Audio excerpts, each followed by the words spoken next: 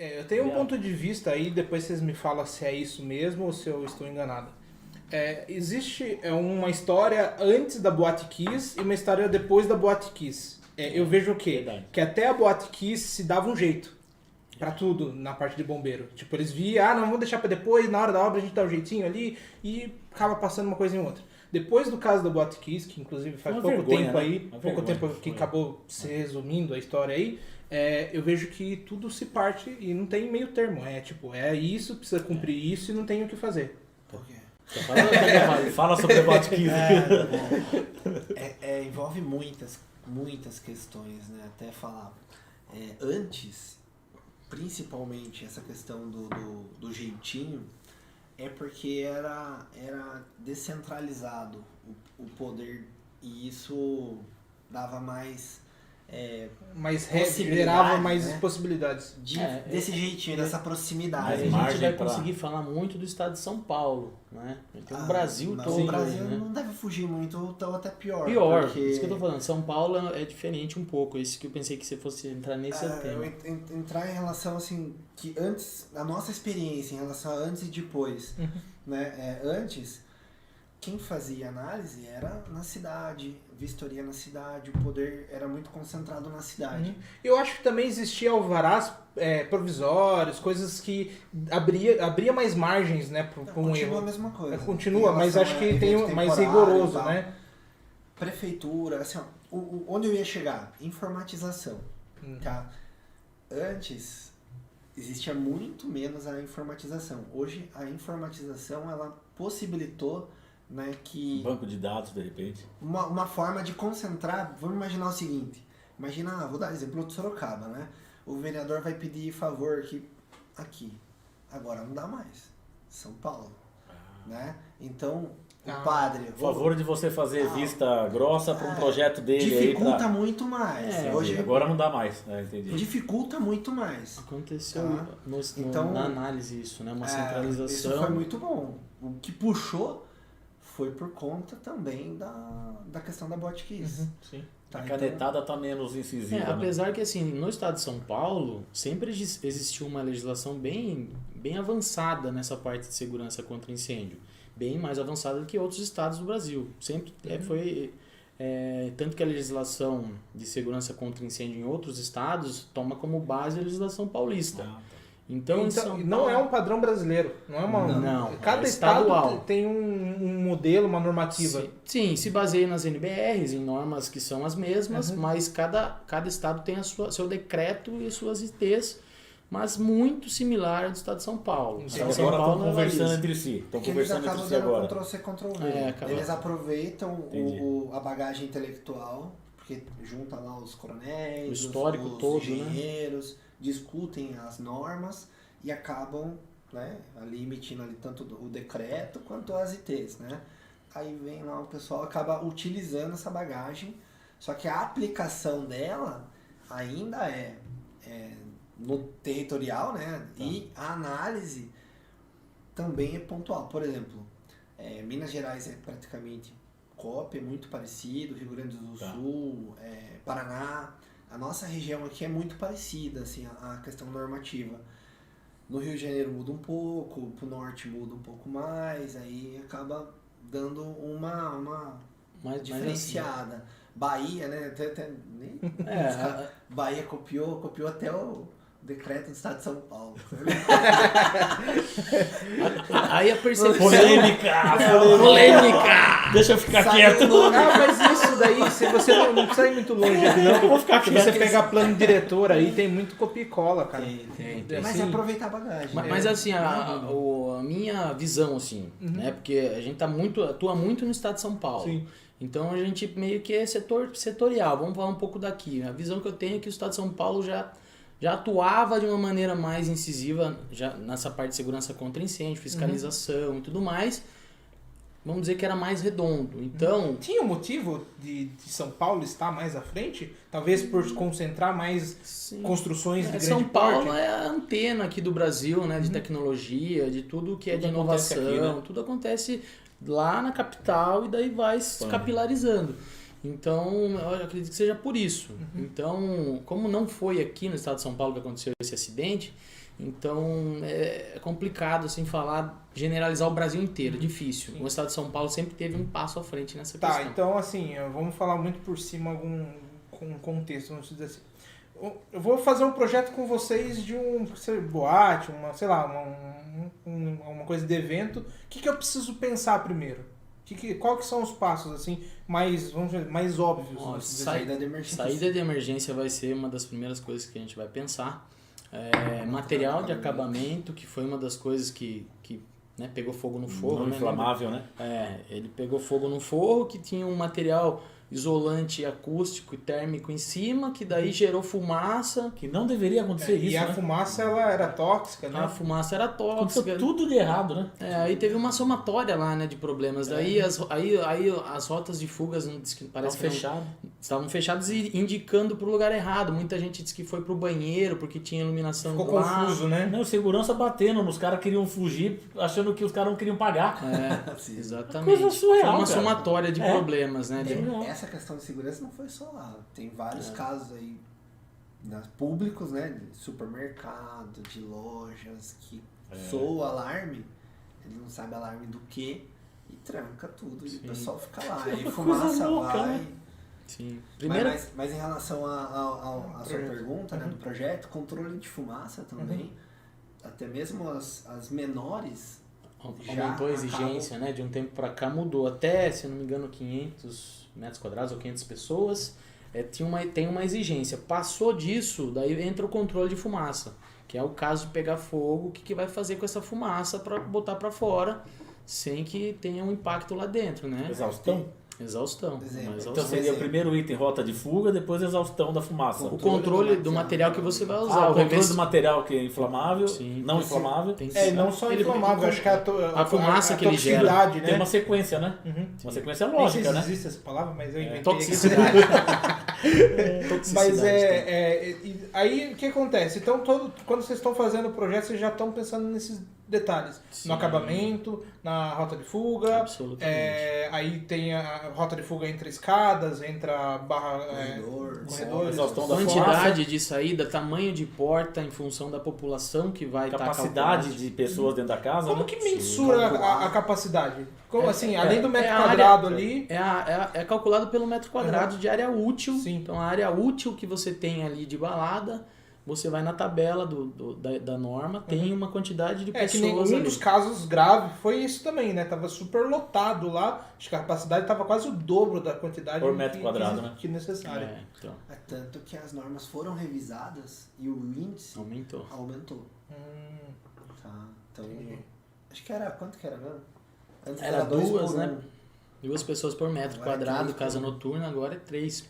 Três Dependendo, por 4, dependendo do caso. E essa Isso rota de banheiro diminuindo. tem alguma coisa a ver? Não. Mudou. Antes era duas que pessoas contar em 1 tudo. metro quadrado. Tá. Agora são 3 em 1 metro quadrado. Então, cabe mais pessoas por metro. Tipo, 100 metros quadrados. Aumentou a quantidade de pessoas.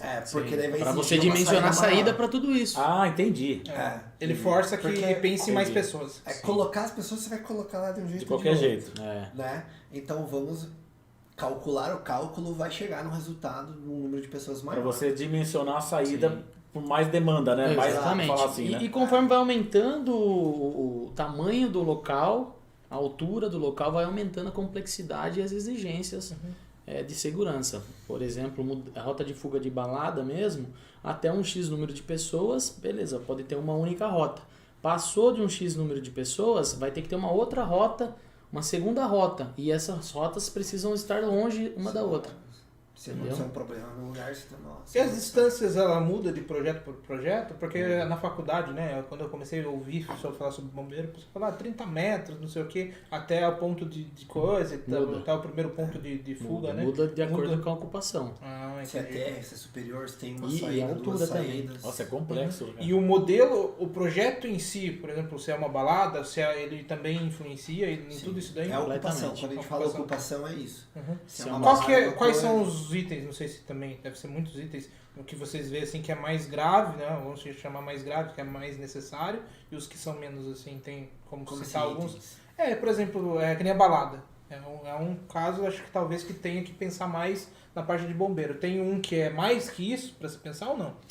Existem os riscos conforme as ocupações e conforme a altura. Enquanto balada é uma ocupação, balada a gente fala balada, né? Mas é casa noturna, é um risco alto, tá? Então, depois, sei lá, restaurante. Enquanto mais população você tiver dentro do local, é maior o risco que vai estar acontecendo lá dentro. Então, prédio é um risco menor, né? Na escala, um prédio é um risco menor que todos. Sim, mas Um aí ele prédio aumenta. residencial. É um risco menor por um lado, por outro lado é um risco maior porque ele é muito alto. Ah, entendi. Então você tem que fazer a saída de emergência É lá verdade. de cima até lá embaixo. São assuntos diferentes. Escada com- pressurizada para comercial, de Exatamente. repente, né? Exato. O residencial, Residencial também? Também. Nossa, fez Caramba, pessoal Sim, comercial. acima de 50 metros. Também obrigatório. pressuriza residencial. Ou tem que ser uma escada à prova de fumaça, gente, né? É uma escada à prova de fumaça. Fumaça não pode entrar debaixo da porta corta-fogo, né? Ela tem existem alguns formatos de escada à prova de fumaça. Uma delas é a pressurizada. A gente estava falando das pessoas, a demanda, né, do local. O local em si, se ele tem itens de chama, de coisa, ele leva em consideração isso? Por exemplo, sei lá, que nem um restaurante, tem a cozinha que tem o fogo, manuseio de fogo. Ele leva em consideração isso daí no projeto? Sim. Dependendo por exemplo, em shopping center, aquelas lojas de shopping que tem aqueles fornos com exaustão, tem os exaustores. Ali, dependendo da ocupação do tamanho, precisa ter CO2, né? Que é para apagar a chama ali da chapeira, daquela parte de óleo. Então, cada demanda, cada ocupação vai ter... detector de calor, detector de fumaça. Cada tem a ocupação principal, o risco principal, por exemplo, o shopping. Aí você tem as ocupações secundárias, que no caso é um restaurante, um cinema, ou enfim, Uma cozinha um industrial. auditório. Você tem várias, e cada ocupação ela tem ali uma risco exigência, específico. um risco específico, uma análise específica. Eu tô perguntando isso porque o que acontece? Tem muita gente que pensa que um projeto de bombeiro, eu vou chamar de bombeiro, que pra mim é o que fica na cabeça, é plaquinhas e extintores. É muito mais. É muito mais que isso, né? O que a gente pode abranger aí para fazer um projeto completo? Assim? Vamos falar um projeto mais complexo que vocês já fizeram. O que abrangeu tanto assim que vocês podem falar aí? Certo. Por exemplo, saída de emergência, sem dúvida nenhuma, é um dos mais importantes, porque uma vez pegando fogo ou tem um sinistro, não é só fogo. Pode ser um assalto num lugar com muita gente. Precisa terremoto, Evacuar. precisa sair todo mundo correndo. Aqui não vai ter, mas poderia ser um terremoto. Evacuar, né? Vai na Avenida Paulista lá que tem. Eu já fugi de dois. Tá, depois eu conto isso aí. Tá bom. Rota de fuga. Então tem que ter rota de fuga. A porta tem que abrir no sentido de fuga para não ter esmagamento das pessoas. Aí depois você vai partir para por exemplo, se for um shopping center, compartimentação de áreas, porque existe a compartimentação vertical que eu falei lá do prédio, né, que impedir que o fogo do pavimento de baixo passe para o de cima. Tem também a compartimentação horizontal, que é impedir que o fogo passe horizontalmente e se alastre por um local muito grande, um shopping, por exemplo, que é muito grande. Então você faz etapas para que a fumaça... Compartimenta o espaço. É fumaça e fogo. Fumaça, fogo, calor, tudo isso. Entendi. Então, por exemplo, num shopping existe uma exigência, dependendo da altura dele e da área construída, você tem que compartimentar ele de cada, sei lá, 5 em 5 mil metros, a depender da altura. Deixar um espaço vazio para que o fogo... Parede corta-fogo, porta corta-fogo, que no momento que pegue fogo, dispare o alarme, ele vai ter um tempo, depois de um certo tempo, essa porta corta-fogo vai fechar para impedir que o fogo passe pro lado de lá. Inteligente. Caramba. Num shopping center, normalmente não se usa. No shopping Sorocaba, por exemplo, dá pra gente usar o shopping Sorocaba como exemplo. Lá é esse formato de compartimentação. Mas os shoppings mais novos não querem fazer uma parede no meio lá da praça de alimentação deles. Né? O arquiteto vai falar assim, não quero isso. Certo, então a gente tem outras alternativas. Então a gente vai ter que pôr sistema de sprinkler. Para eliminar essa necessidade. Então sempre tem uma alternativa de segurança para se tirar a medida ali passiva, vamos dizer assim, né? De fazer uma parede, de colocar sei lá, uma paredona no meio da sua praça de alimentação, vai dividir, não é interessante, então tá bom, temos uma outra alternativa, sistema de sprinkler, e daí a gente elimina essa demanda, né?